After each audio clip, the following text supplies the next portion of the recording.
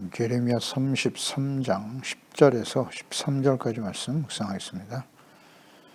33장 10절에서 13절까지 말씀 읽겠습니다.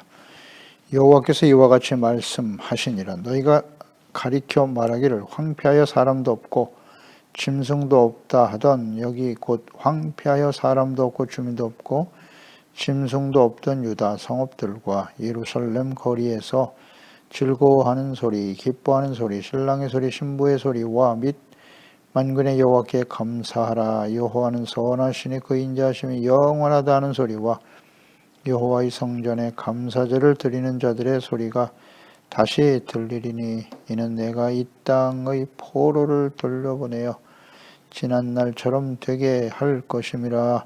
여호와의 말씀이니라. 만군의 여호와께서 이와 같이 말씀하시니라. 황폐하여 사람도 없고 짐승도 없던 이곳과 그 모든 성읍에 다시 목자가 살 곳이 있으리니 그의 양떼를 눕게 할 것이라. 산지 성읍들과 평지 성읍들과 네겝의 성읍들과 베냐민 땅과 예루살렘 사면과 유다 성읍들에서 양떼가 다시 계수하는 자의 손 아래로 지나리라. 여호와께서 말씀하시니라. 아멘. 일상의 기쁨과 예배의 회복, 장차 하나님께서 행하실 크고 은밀한 일,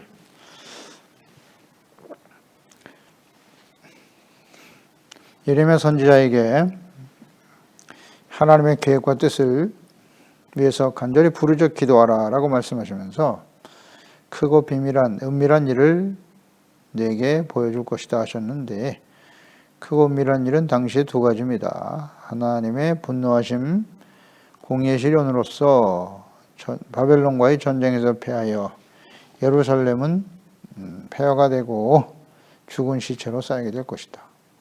이것이 첫 번째고, 그 원인은 그들이 모든 악행으로 말미암아 나의 얼굴을 가리어 이 성을 돌아보지 아니하였음이라. 그 악행을 돌이키지 않기 때문에 하나님께서 그들에게 더 이상 긍휼을 베풀지 않으시기 때문에 이와 같은 일들이 일어난다. 그들의 모든 악행이 원인이에요. 그리고 두 번째 은밀한 일은 징계하시고 채찍질하시지만 상처를 다시 치료해 주실 것이다. 평안과 진실이 풍성하게 하실 것이다. 연단 이후 회복시켜 주실 때에 하나님께서 그 패역한 하나님의 백성들의 죄악을 정하게 하시며 용서해 주실 것이다. 깨끗하게 하시고 용서해 주신다. 이어서 이제 본문 말씀은 이스라엘 예루살렘이 회복될 때 어떠한 모습으로 하나님 앞에 서게 될 것인가 다시 한번 말씀하시네요. 10절 11절은 바벨론 포로 70년 동안 연단되어진 후 다시 회복될 예루살렘의 모습이죠. 하나님의 백성들의 완악함으로 죄를 깨닫고 돌이키지 않기 때문에 하나님의 공의가 실현될 때에 일어날 일들에 대해서 예레미야 7장 34절에 말씀하셨죠.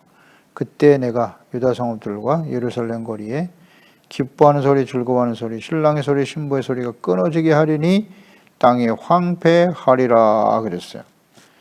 그런데 오늘 말씀을 보니까 이 말씀이 그대로 회복이 되고 있네요. 예루살렘이 돌아올 때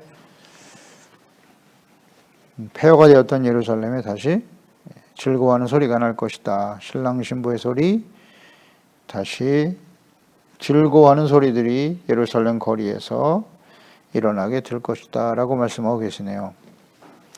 하나님의 백성들이 패역하여 돌이키지 않을 때, 하나님의 공의가 실현될 때는 이런 일상의 즐거움과 기쁨이 사라지는 거예요. 사라진다. 이것은 장차 마지막 심판 때도 이와 같다. 창세 이후에 이와 같은 환란이 없을 것이라 하셨는데, 계시록 18장 21절 이하에 보면 힘센 천사가 큰 맷돌 같은 돌을 들어 바다에 던져 이르되 큰 성 바벨론이 이같이 비참하게 던져져 결코 다시 보이지 아니하리로다. 또 검은 것 하는 자와 풍류하는 자와 퉁소 부는 자와 나팔 부는 자들의 소리가 결코 다시 내 안에서 들리지 아니하고 또 맷돌 소리가 결코 다시 내 안에서 들리지 않고 등불의 빛이 결코 다시 내 안에 비치지 아니하고 신랑과 신부의 음성이 결코 다시 내 안에서 들리지 아니하리로다. 너희 상인들은 땅의 왕족들이라 내 복술로 말미암아 만국이 미혹되었도다.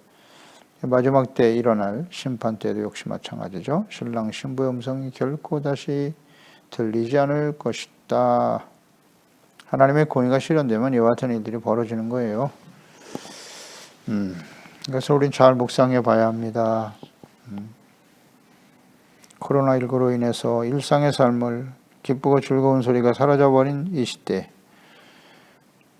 어떤 의미가 있을까요? 하나님의 공의의 심판으로 폐허가 된 예루살렘도 연단 이후 즐거운 소리, 기쁨, 신랑 신부의 소리가 사라졌던 예루살렘이 다시 회복될 것이다. 이렇게 말씀하고 계시네요. 일상의 기쁨과 신랑 신부의 소리가 들린다는 것은 결혼과 가정의 회복이고 희망찬 미래가 열린다. 그런 뜻이겠지요. 이런 환난과 시련을 당해보면 그 일상의 삶의 즐거움과 기쁨, 이것이 얼마나 귀한 축복인가 하는 것을 깨닫게 되지요.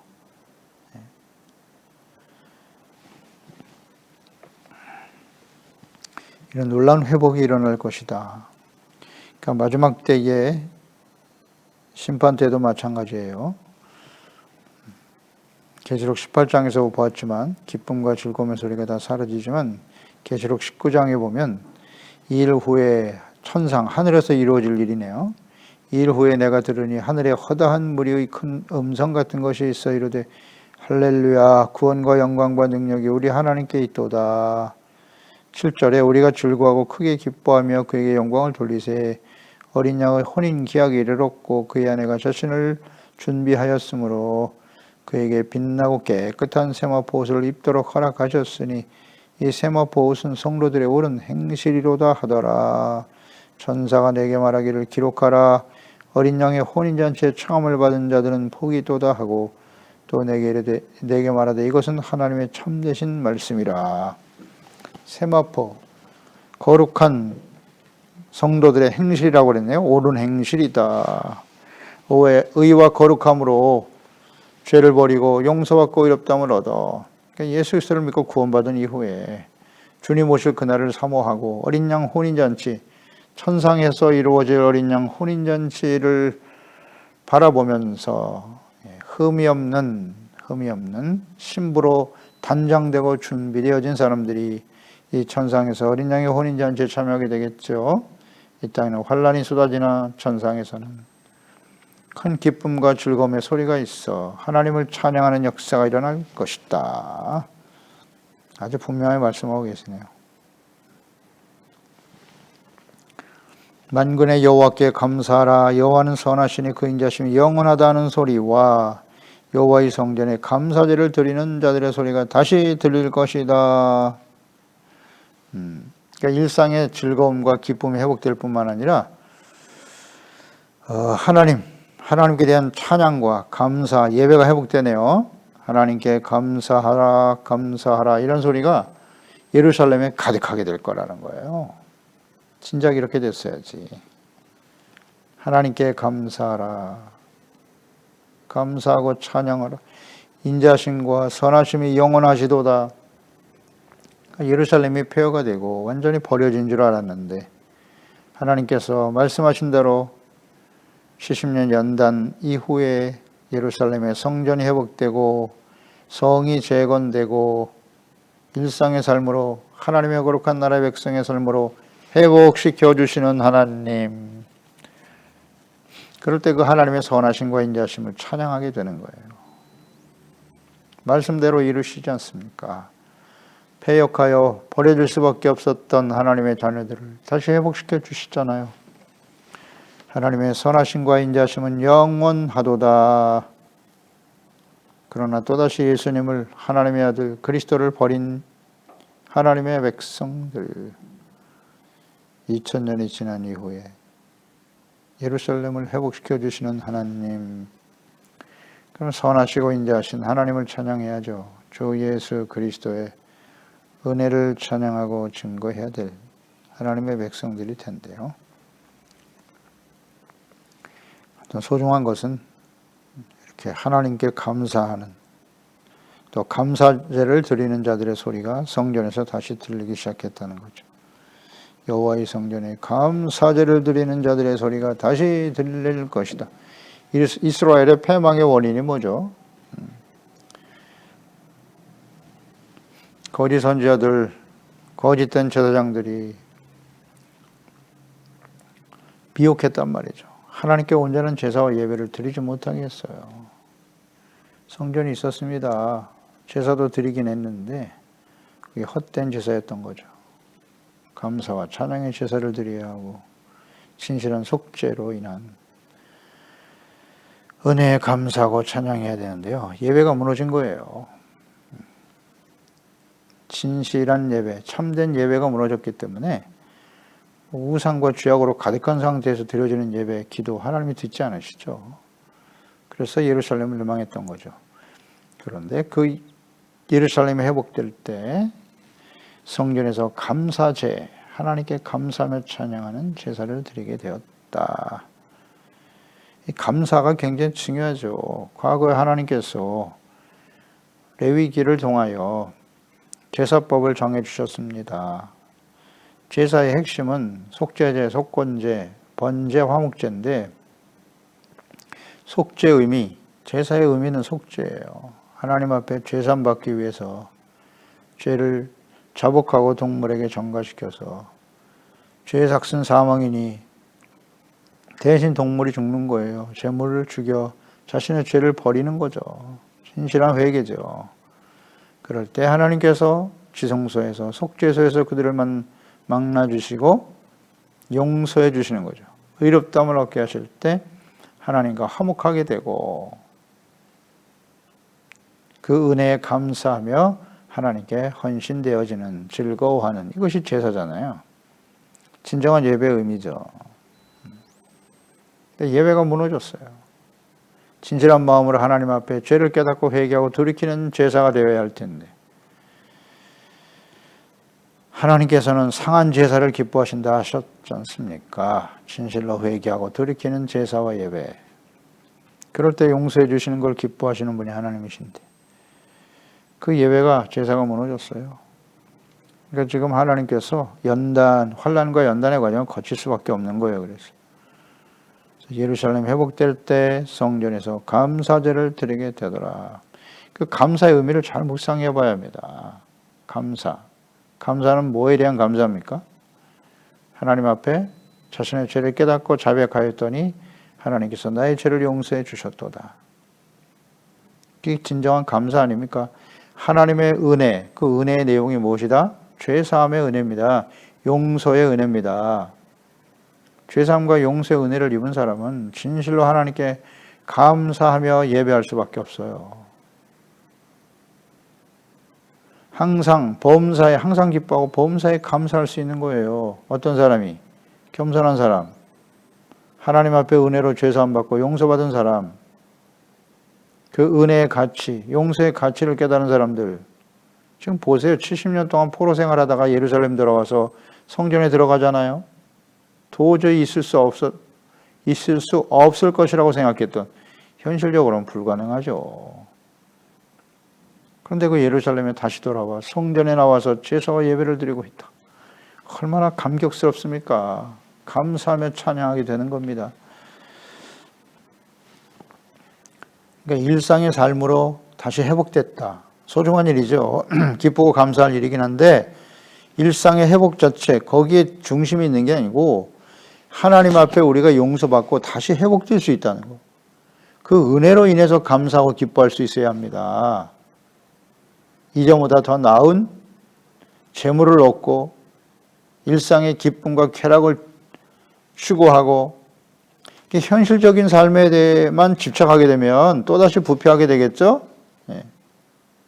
하나님 앞에 나와서 용서받고 의롭다함을 얻고 그 은혜로 감사하고 찬양할 수 있는 진정한 예배 회복이 있어야 하는 것입니다. 이게 중요한데요. 우리가 지금 코로나19 시련을 지나면서 온전한 제사와 예배를 드릴 수 없는 상태가 되었잖아요. 그러다가 우리가 일상으로 돌아갔다고 생각해 보세요. 그러면 하나님의 전에 나와서 우리가 진실한 감사와 찬양과 영광을 돌리며 예배를 드려야 하는데 그 감사의 의미가 뭐냐는 거죠. 이전의 삶으로 다시 먹고 마시고 즐기며 살아가는 것입니까? 우리의 죄를 용서해 주시고 하나님 앞에 우리가 의가 회복되고 진정한 감사의 회복, 은혜에 대한 감사, 그래야 되지 않아요? 그러니까 하나님께서는 그 환난의 목적이 아주 분명해요. 하나님의 은혜, 죄사함의 은혜잖아요. 그걸 감사하고 예배하는 기쁨의 회복, 예배의 기쁨의 회복입니다. 첫사랑의 회복, 정체성 회복, 진정한 예배의 회복, 이것이 환난의 목적이다. 창조의 목적을 생각해 보세요. 이사야 43장 21절이죠. 이 백성은 내가 나를 위해 지었나니 나를 찬송하게 하려 함이니라. 찬송이에요. 하나님을 찬송하게 하기 위해서 우리를 지으셨답니다. 하나님께서 이런 환난과 연단 이후에 진심으로 감사와 찬양을 하나님께 드리잖아요. 목적에 합당한 삶으로 바꿔주시는 거예요. 예수 그리스도 안에서 우리를 구원하신 목적은 어떠할까요? 골로새 3장 10절 새 사람을 입었으니 이는 자기를 창조하신 이의 형상을 따라 지식에까지 새롭게 하심을 입은 자니라. 예수 그리스도 안에서 우리가 이전에는 육체 욕심을 따라 살아가던 어둠에 속한 자들이었잖아요. 그런데 우리를 그리스도 안에서 새 사람을 입게 하셨단 말이죠. 15절 그리스도의 평강이 너의 마음을 주장하게 하라. 새 사람을 입은 사람들은 우리를 새롭게 하신 목적이죠. 그리스도의 평강이 너의 마음을 주장하게 하라. 너희는 평강을 위하여 한 몸으로 부르심을 받았다. 부르심의 목적. 너희는 또한 감사하는 자가 되라. 그리스도의 말씀이 너희 속에 풍성히 거하여 모든 지혜로 피차 가르치고 권면하고 시와 찬송과 신령한 노래를 부르며 감사하는 마음으로 하나님을 찬양하고 또 무엇을 하든지 말이나 이래나 다 주 예수 이름으로 하고 그를 힘입어 하나님 아버지께 감사하라. 이것이 우리를 구원하신 목적이에요. 이렇고 거룩한 하나님의 자녀로 그리스도의 평강이 우리 가운데 넘쳐나고, 평강이라고 하는 것은 죄를 깨닫고 용서받고 예수 그리스도 안에서 용서받고 구원받고 의롭다함을 얻은 사람들에게 주시는 선물이죠. 평강을 위해서 우리가 부르심을 받았다. 하나님과 화목하고 예수 그리스도의 복음이 전파되고 증거됨으로써 주변의 모든 사람들이 그리스도 안에서 평강을 얻도록 하기 위해서 우리를 부르셨다. 따라서 우리는 그 은혜에 항상 감사하는 자가 되어야 된다. 감사가 우리를 구원하신 목적이에요. 그러니까 우리의 심령 속에서 삶의 여정 속에 이 감사가 사라진다고 하는 것은 매우 심각한 문제라고 끊임없이 묵상하는 바죠. 우리는 모든 일에 감사하고 있나? 생각해 보세요. 스스로에게 질문해 보는 거예요. 그 감사의 이유는 무엇인가? 감사하지 못한 이유는 뭐지? 은혜 받은 사람만이 감사할 수 있어요. 감사가 사라졌다는 것은 그만큼 우리의 심령이 교만해졌다는 겁니다. 자기중심, 철저하게. 자신의 뜻대로 되지 않으면. 교만하니까 감사가 사라지는 거예요. 겸손해지면 은혜 받고, 겸손이 무엇이다? 중요하니까 다시 강조합니다. 겸손이 무엇이라고요? 하나님 앞에서, 말씀 앞에서 자신의 죄를 깨닫고 인정하고 회개하고 돌이킬 수 있는 사람, 그 사람이 겸손한 사람이에요. 그럴 때 하나님의 죄 사함에 은혜를 베풀어 주시는 것이고, 그럴 때 감사가 넘치게 되는 거죠. 그러니까 이 감사를 잃어버리니까 70년 포로 생활을 경험하게 하시는 거예요. 어때? 예루살렘을 떠나서 너희들이 그렇게 이방 사람들 좋아하고 그들이 섬기는 신을 따라 살더니 그들 밑에서 종로로 타니까 좋으냐? 경험하게 하시는 거예요. 경험하게 하시는 겁니다. 그러다가 예루살렘으로 돌아오니까 얼마나 감사해요. 우리가 하나님의 자녀와 백성으로 하나님의 보호하심과 인도하심 속에 살아갈 수 있다고 하는 것이 얼마나 복된 일인가 생각하게 되는 것입니다.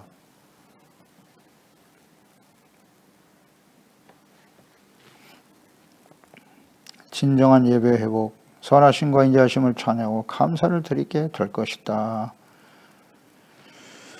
감사와 예배의 회복이라는 것 잘 묵상해 보세요.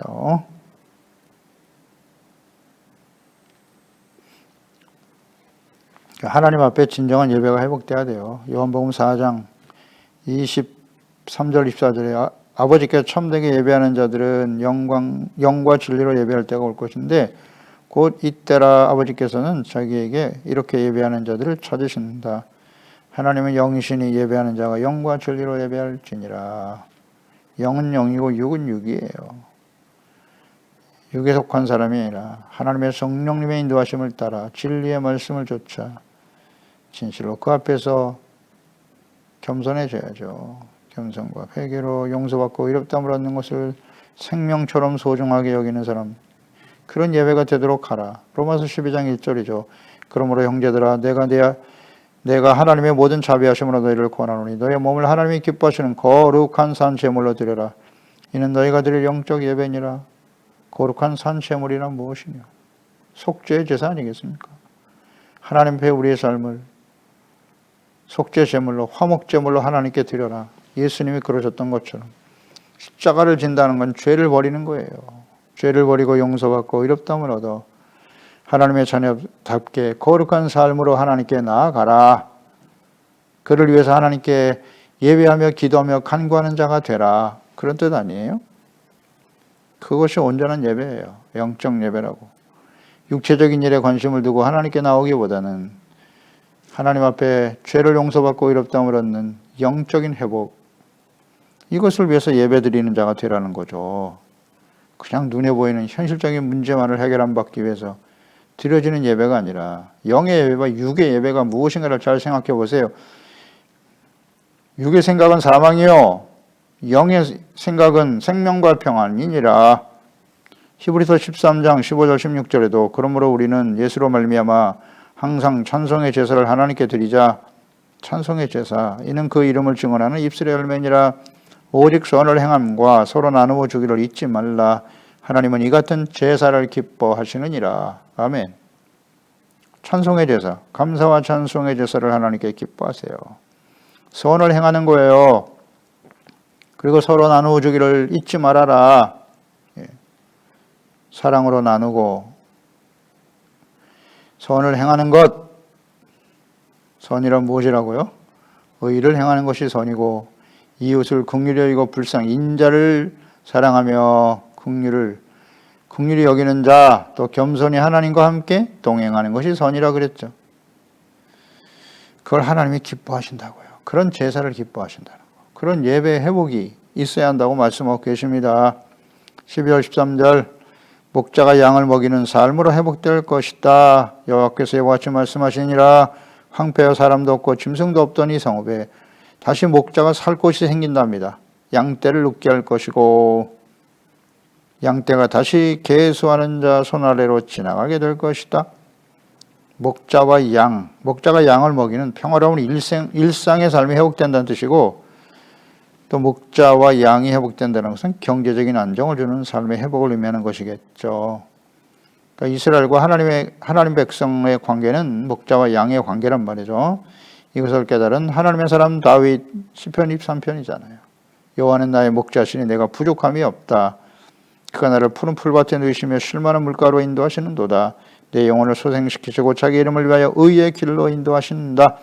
하나님이 목자이심을 알고 우리는 그의 기르시는 양임을 깨달아 목자이신 주님의 말씀을 따라갈 때 하나님의 백성 이스라엘은 만족함을 누리게 되는 거예요. 부족함이 없는 인생이 되는 거고, 그 하나님 목자이신 하나님은 언제나 우리의 영혼을 새롭게 하시고요.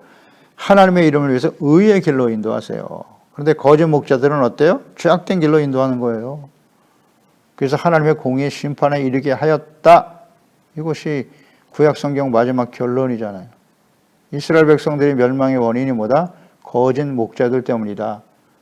거짓되고 배역한 왕, 제사장, 선지자들, 죄악된 삶을 그대로 가게 만들었잖아요. 죄악된 삶을 살아도 회개하고 돌이키지 않아도 우리는 승리하고 평안할 거야. 거짓을 말했잖아요. 하나님의 공의와 사랑을 정확히 이해해야 합니다. 하나님은 절대 공의 하나님이세요. 죄를 간과하시지 않아요. 버리라고 하십니다. 그걸 버릴 때 용서해 주시고 의롭다함을 얻게 하시고 하나님과 화목하게 하시고 하나님의 나라의 거룩한 다스림을 받는, 하나님의 다스림을 받는 거룩한 하나님의 백성으로 세우실 때 그때 만족이 찾아오는 거예요. 아멘. 죄악된 길에는 평안과 만족이 없습니다. 사탄의 이 속임수에 넘어가면 안 돼요. 그 거짓 목자들 때문에 멸망의 길을 가니까 이제 하나님께서 그 아들 예수님을 그리스도로 목자로 보내신 거예요. 왕, 제사장, 선지자, 그리고 선한 목자로 보내주셨다. 예수님이 오셨을 때 마태복음 9장 36절 무리를 보시고 불쌍히 여기시니 이는 그들이 목자 없는 양과 같이 고생하고 기진함이더라. 목자의 심정으로 목자 없이 유리방황하는 하나님의 백성들을 불쌍히 여기셨다는 거예요. 예수님께서. 그리고 선한 목자이신 예수 그리스도께서 참된 생명과 평안과 안식, 의의 길로 인도하시기 위해서 최선을 다하셨죠. 요한복음 10장 10절 도둑이 오는 것은 도둑질하고 죽이고 멸망시키는 것뿐이지만 내가 온 것은 양으로 생명을 얻게 하고 더 풍성히 얻게 하려 하는 것이다. 나는 선한 목자다. 나는 내 양을 알고 양도 나를 아는 것이 아버지께서 나를 아시고 내 아버지를 아는 것 같이 나는 양을 위하여 목숨을 버리노라. 아멘. 선한 목자이신 예수 그리스도를 통해서 이제 모든 사람들이 우리는 기르시는 양이라는 거 잊지 말고요. 근데 자기가 목자 노릇하려고 하잖아요. 양이라는 정체성을 깨닫지 못하고 하나님 없이도 내 스스로 잘 살 수 있다? 매우 위험합니다. 그러니까 악한 원수 마귀에 의해서 미혹을 받아 멸망의 길을 가게 되는 거예요. 내가 내 스스로의 능력으로 내가 목자야, 재물, 세상에 능력 있고 힘 있는 사람들이 나의 삶을 행복의 길로 인도해 줄 거야. 예수의 이름으로 정확하게 깨닫고 물리쳐야죠. 내가 아닙니다. 세상에 힘 있는 사람들이 아니에요. 나의 목자가 아니라고. 오직 예수 그리스도만이 우리의 선한 목자가 되시죠. 그분을 따를 때, 그분의 말씀을 따라 나아갈 때 하나님 반드시 우리를 의의 길로 인도하세요. 보혜사 성령님까지 보내주셨잖아요. 진리의 영이신 성령께서 진리의 말씀, 진리가 되시는 예수 그리스도께로 인도하는 겁니다. 그럴 때 죄를 깨닫고 버리고 참된 예배 회복이 이루어지고 하나님과의 관계가 회복되고 정체성이 회복되고 그 목적에 합당한 삶을 살아갈 때 우리의 삶 속에 참된 일상의 평안과 기쁨이 찾아오는 것이고 진정한 예배 회복이 이 환난을 통한 하나님의 뜻이라는 걸 잊지 말고 진정한 예배 회복의 의미가 무엇인가를 바르게 깨달아 주님을 바르게 섬기는 진실한 하나님의 자녀들 되어야 할 것입니다.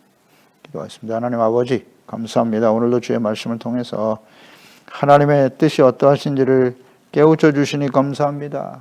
패역하고 악한 하나님의 백성들, 하나님을 반역하는 백성들이었죠. 그렇게 수시 선지자들을 보내도 절대 하나님께 돌아오지 않아.